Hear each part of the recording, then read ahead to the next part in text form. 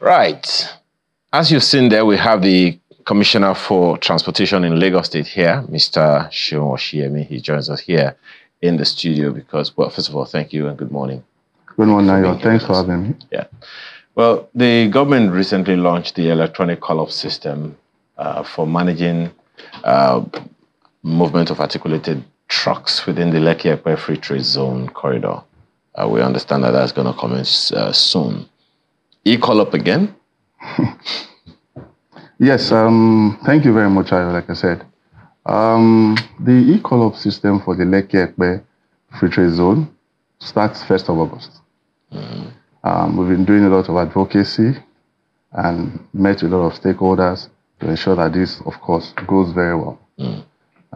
Yes, e-call-up again, because it's the only way that you can resolve it on ground. And what is e-call-up? It's an electronic way of scheduling trucks into a particular corridor. And we're saying a corridor that takes about, I'll say roughly 2,000 a day.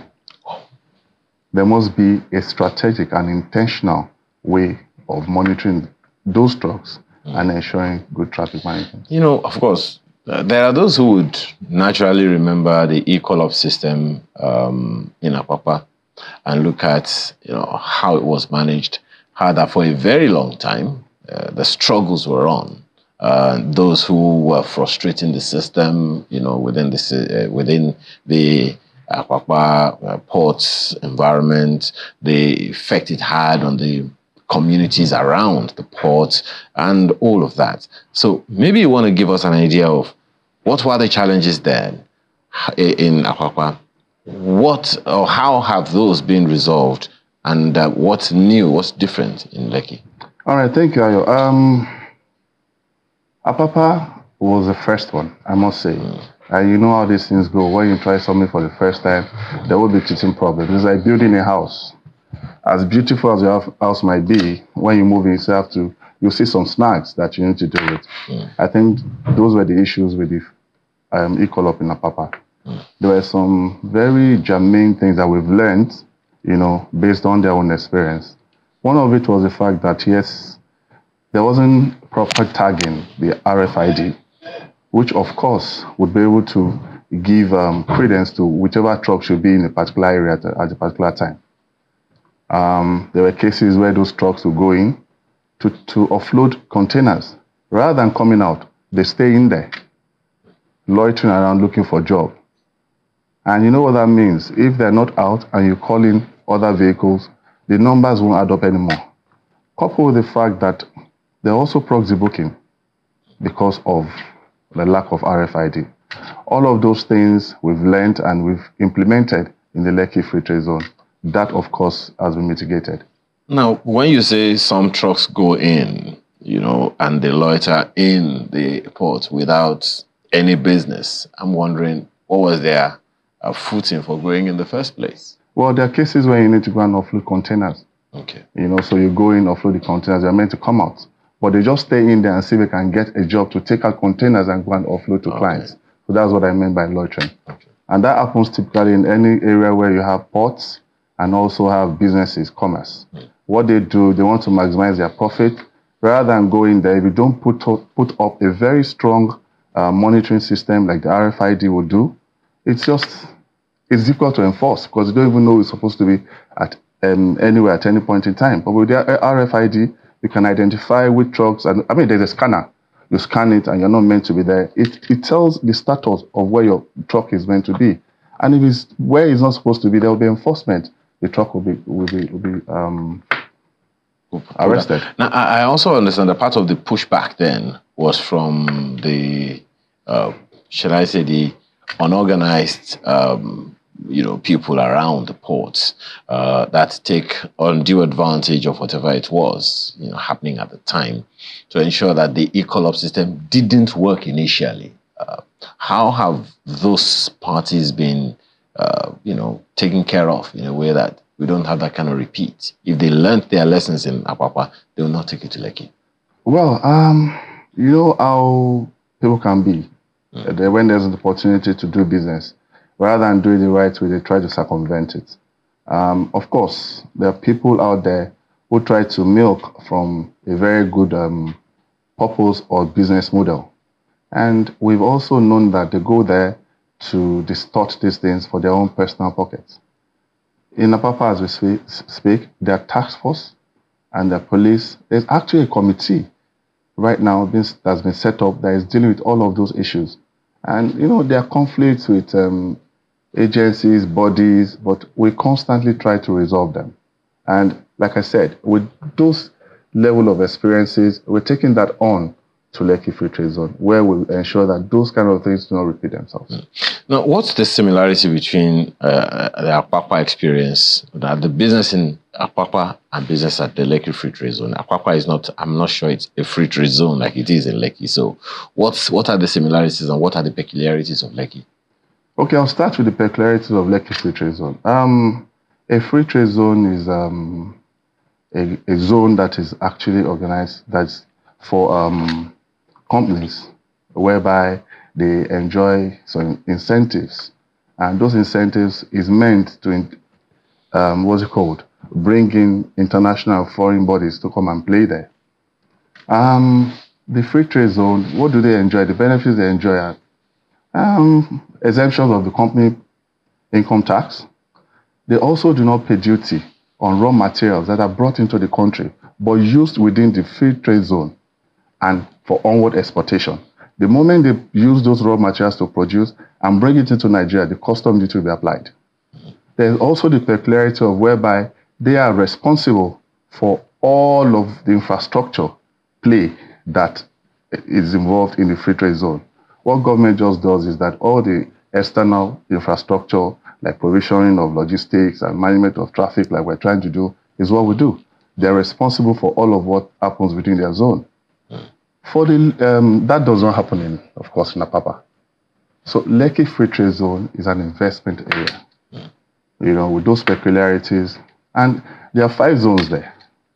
We have the Lekki Free Trade Zone, we have Dangote, we have the Lekki Free Trade Development Company, we have the Alara City, and then we have the 5th one being Lekki Deep Sea Port, which is, of course, the biggest port in Nigeria, so to speak.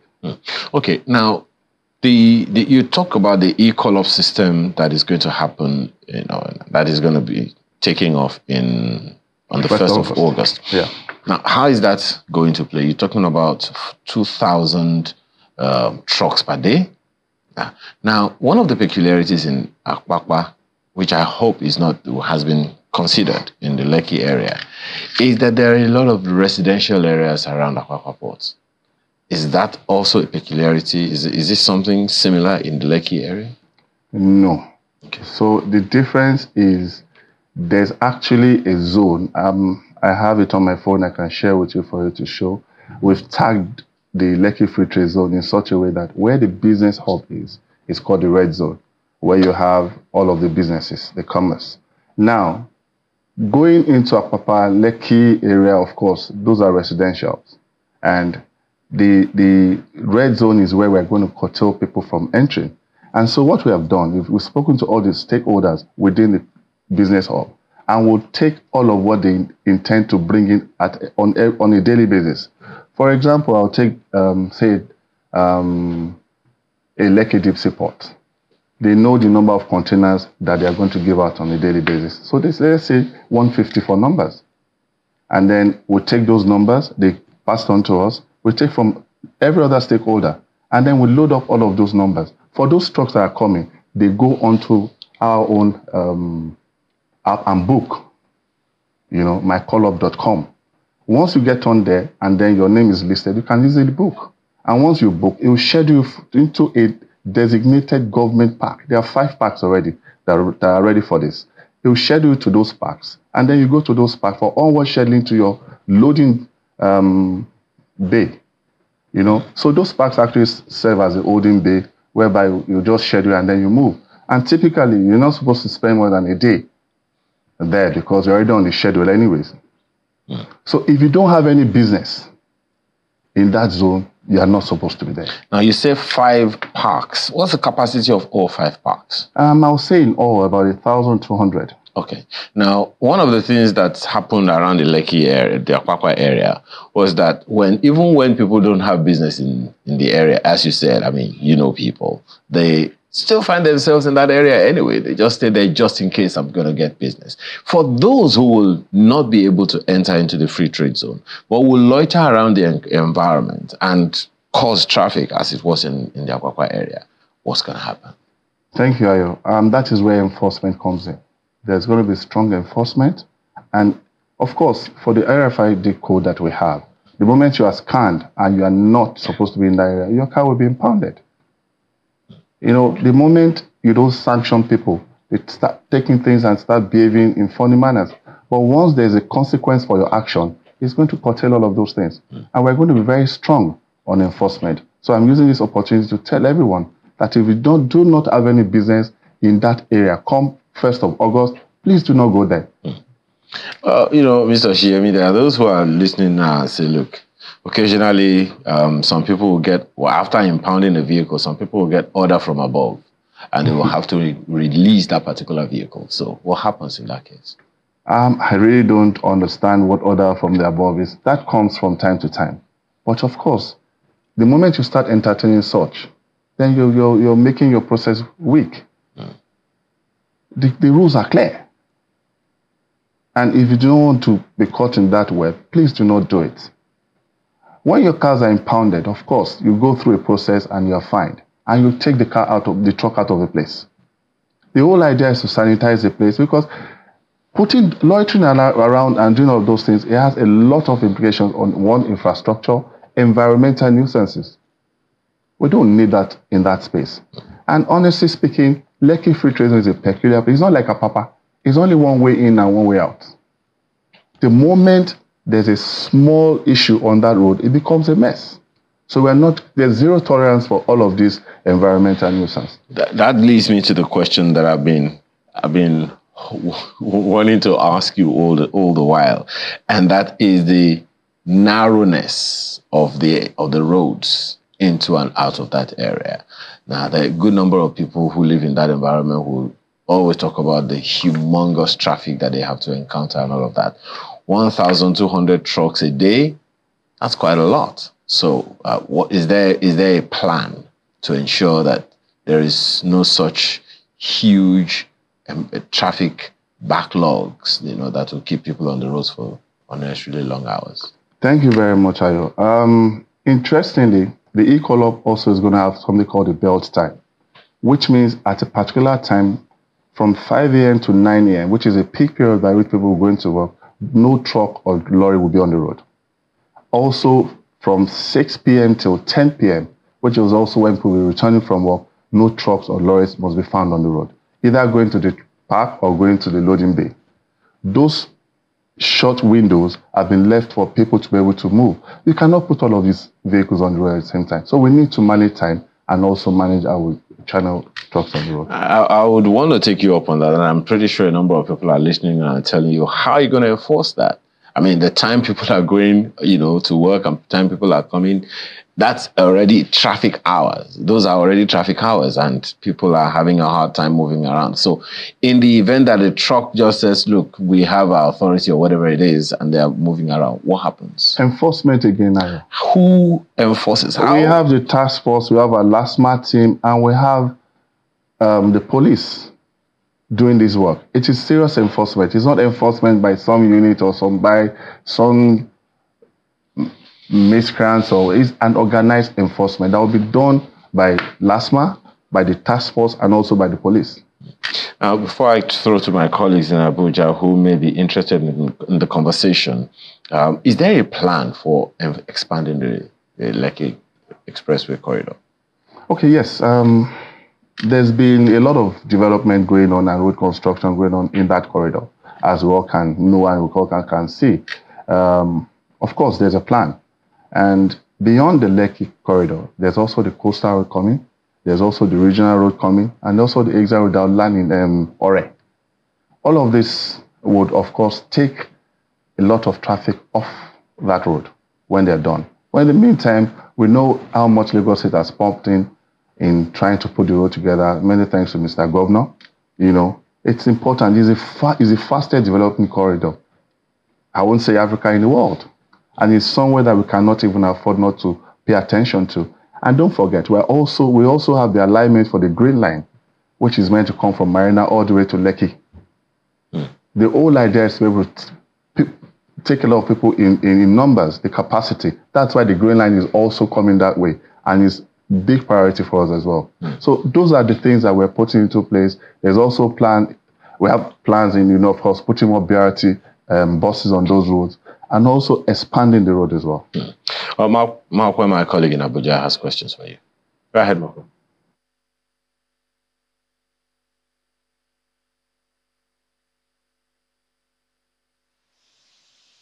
Alternative infrastructure plans will come to fruition? Because we know right now that the Lekki-Epe way is quite strained. As a matter of fact, that road seems to be in dire need of maintenance. Yes, there's a lot of work being done presently on that Lekki-Epe corridor. Cranberg, as we all know, are doing a great job. They're doing a lot of work, as we speak on that road in trying to expand it. Further down to Lekki Free Trade Zone, Dangote has done a lot of work, on that particular road as well. And also we know that it's not just about road construction. We also need to put into play some other options of moving those containers, especially from Lekki Free Trade Zone, through some other option. And as we speak, we're in conversation with a company who is going to be doing some, of course, only through the waters for us, through a barge. And the beauty of that is that they're not even going to be offloading the containers. They're going to be driving the trailer right onto the barges and taking all the way to Epe. All of these things that we've tried to put in place is because, yes, there's limitation to how much you can expand those roads. But, of course, we're trying to, from time to time, improve the road. Sorry, is it the same road we're talking about? Is it the same one or is there another road? I just want to be sure that we're on the same page now, because I do know that there are a number of other developments. There's one that is very close to the Laguna, like a back road, like if you're taking from Chevron towards, going towards VI, for instance. There's another road that's been developed. Is it that road you're referring to, or you're referring to the one that we currently know that leads from the Lekki toll all the way to Epe? Is it that one you're talking about that has been currently expanded? The one you're talking, the one from VGC all the way to Freedom Road, that's the regional road. That one is already, there's work ongoing on that one. The one I'm talking about is from Lekki all the way to the Free Trade Zone. We know what Cranberg has done in that axis. They've done a lot of work in trying to rehabilitate and put that road into play, which is why we've been encountering a lot of traffic as we speak. And interestingly, we work strongly with the lesser group, the Lekki-Epe Express group. They are very, very efficient. We're working with them, ensuring that we do a lot of traffic management. So there's a lot of work going on there. So I'm not sure of the road that you're talking about, but for those roads, all of those works are ongoing. Yeah, because, the Lekki area, we've seen quite a number of developments. It's now choice for estate developers. A number of people are moving. People keep moving there. So the population is growing. The Central Road, which we know, that main live wire from the Lekki toll gate all the way to VGC, all the way to Epe, the main one in the middle, we know that road, certainly can certainly do with some upgrade. Yes, we've seen some work being done around the junctions, which they used to have the roundabouts. They've all been upgraded. They have traffic lights there. And, that has eased the traffic somewhat. But the road itself, I sincerely hope that it has changed a great deal from the last time I was there, because the potholes I saw along that road really gave me cause for concern. I do not know if you have taken note of those potholes and whether something has been done. Just for context, I was there sometime in June this year, so it's not so far away. I do not know if you are aware of the potholes that were there as at June and whether something has been done on those roads. Yes, immediately we've done a bit of palliative work, which means just filling up those potholes. But of course, we're going to come back and do all of those sections again. Like as I speak, we've gone past Abraham Adesoya heading towards the Lekki Free Trade Zone. That is the one that Cranberg is working on as we speak. But the ones that you're talking about, If a lot of palliative work has been done in the last 2 weeks, and then, of course, constant work is being done on it. Yes, at some point, we have to come back and redo those roads. It's interesting to also say that because of some of these issues of not being able to toll, on that particular road, it's put a lot of strain on the budget of Lagos State. But in some way, we've been trying to juggle things around to ensure that we get these things done so as to be able to serve the populace. Well, I'm also wondering about the alternative routes. There was an alternative back road, which was supposed to be from around, the place I can remember it from is from around Northern Foreshore Estate, it goes through the front of a number of prominent estates along that particular axis, the names which I cannot recall now, but I know it's supposed to go all the way to VI. That road has been left abandoned for a while now. Is work back on that road? Work is back on. Interestingly, all of these questions actually do speak more to Ministry of Works and Infrastructure.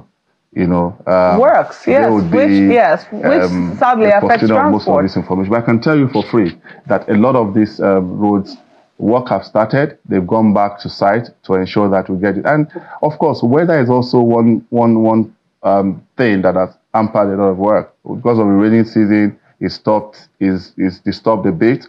But of course, we're back on the roads and work is being done. Okay, well, that's good to know. Now, let's talk about transport. What we heard is that this was also going to be affecting Danfo drivers. Is there, I don't know, is that true, first and foremost? This particular call-up system which you're planning, is it going to affect the common public transportation which we know in Lagos, the Danfo transportation system? Is it going to be affecting it in any way? There are two different things we're speaking about now. The e-call-up is for the trucks, and that will be for the Lekki Free Trade Zone. The Danfo one that you saw in the public domain has to do with the BRI, the Bus Reform Initiative. That, of course, initially was misconstrued, but we had to put it in the right perspective. At no point are we going to take away the Danfo drivers. What we're going to do is we're going to ensure that they go through a process of inspection with our VIS team to ensure that they meet up the standard in which we expect that those Danfos should be. I mean, I'm sure you can relate with me. You get into some buses and you wonder, is this not a death trap? We're not going to sit back and watch this happen. So what we've done is the Bus Reform Initiative is going to bring all of them to come back and do, of course, some revalidation, some registration. And of course, the VIS will check your vehicle once you meet those standards. And they are going to be registered under cooperatives so that there's some linkage to some, for all the buses, unlike the way it is done right now. Now, what will also happen is that all the keke napeps and all of those ones will be taken to the inner roads. They are not meant to be on the express. So really and truly, what we're saying is those buses will be buses that are within the standard that we expect that they should be, that will be on the road. Of course, we are also going to put in more BRT buses for the high capacity buses to also, help out in this process. So it's not a situation of taking away the Danfos totally, no. We don't even have a number of buses to fill up the spaces that they have as we speak. So we're just going to ensure that if you are going to be on the road, it has to be at least in a befitting manner that you can apply those roads. For years, I've always been asking myself, why can't there be sanity on this road? Why will Lagos State government just come in and do something on this road? Because sometimes I dread it. But a good thing, something is happening there now. But I also imagine that you've been, yourself and Works and every other commissioner compare notes. But one key other challenge there is flooding. Is that going to affect what you're going to do? I mean, are the authorities going to have conversations? Because, it was just yesterday. No, I think it was a few weeks ago. Some residents who live there were talking about how it's difficult for them to even get out of their houses and apply the roads because there's usually that gridlock in those areas.